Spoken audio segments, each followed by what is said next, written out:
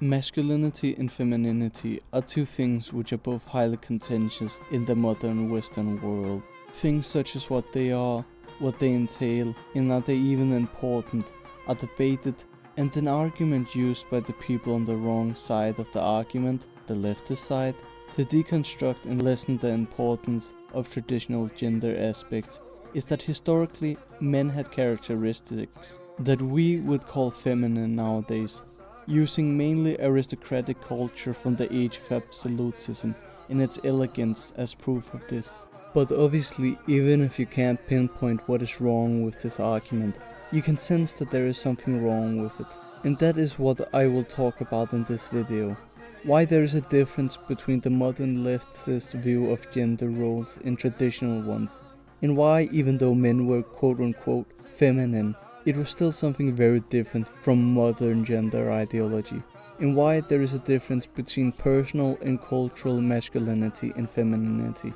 The modern world's view on gender is something very influenced by the modern world's embrace of what is my number one boogeyman, individualism. The modern view, being through the lens of individualism, is one that prioritizes the individual, and thus analyzing whether someone is masculine or feminine. It's quite a hard task, because every person is way more unique in their composition of the two, where the elements and characteristics are way more blended together than traditionally, being more of a take whatever you want and mix it together however you like thing, unlike the traditional collectivist way, where things were more complete and rigid, and there was less opportunity for individual taste. And because of that, the modern world has forsaken the correct way of staying together on the same right road to let everyone run into whatever idiotic direction they want, which has blended the previous two groups together and lost the benefit of having those two be distinct. And in an attempt to correct this, people have overcorrected and run way off in one direction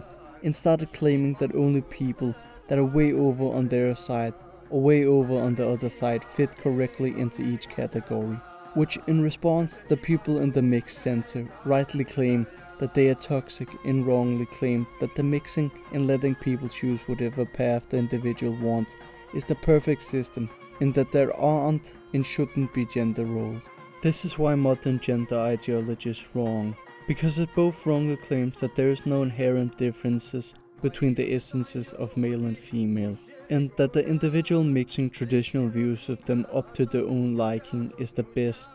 despite also encouraging them to be flipped around at the same time, putting the duty of balancing the masculine and feminine essences down upon the individual, turning modern society into a blend inclined towards feminine, because femininity is easier to accomplish by virtue of it being passive, and thus something that can be stumbled into, where masculinity is aggressive, and thus it is something that must be stepped into.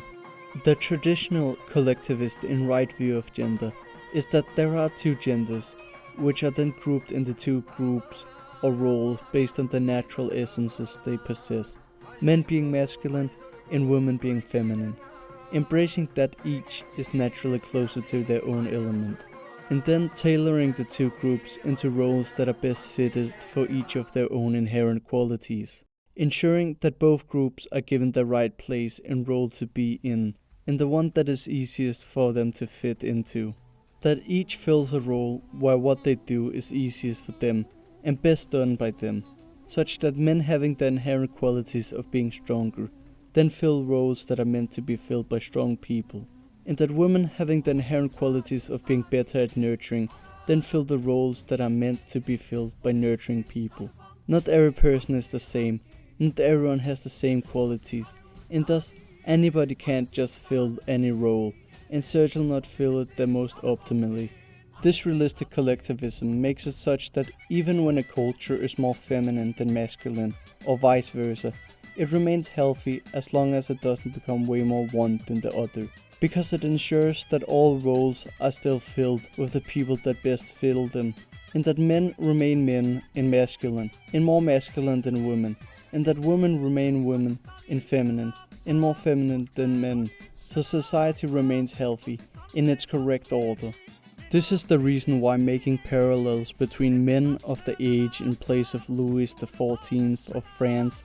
in modern men is absurd, because even though they very much are feminine in terms of the modern West standards, because of their culture of elegance, they were also more masculine, because they still filled masculine roles, and were a lot more masculine than the women of the time. They were personally more masculine than modern men, though they were culturally more feminine, and it anyways only applies to the aristocratic culture of the time.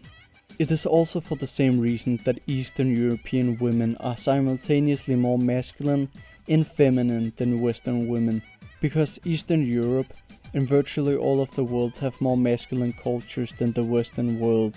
and because of that the people are more culturally masculine, being the reason why Eastern European are more independent and stoic than Western women, thus being more masculine, but because they also still fill feminine roles, thus they are also more feminine.